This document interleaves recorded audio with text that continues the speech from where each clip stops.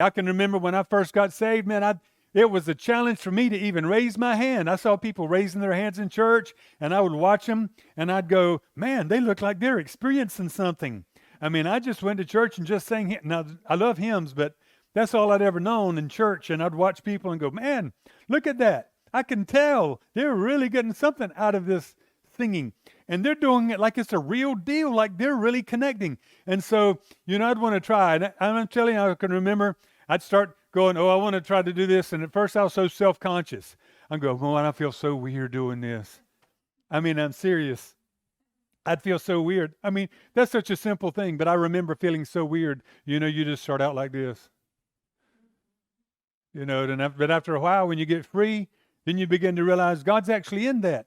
And as you begin to raise your hands, you actually even feel God in that. When you're not self-conscious anymore, you can go, sometimes you lift your hands to the Lord and you go, you can just feel God go, wow.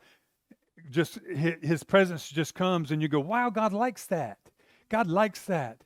Now when I worship, I do so many things, right? But what I'm trying to do is connect with what God is. It's like a dance, right? I'm dancing with the Lord. I don't know how to express it, but worship brings us into an experience with God.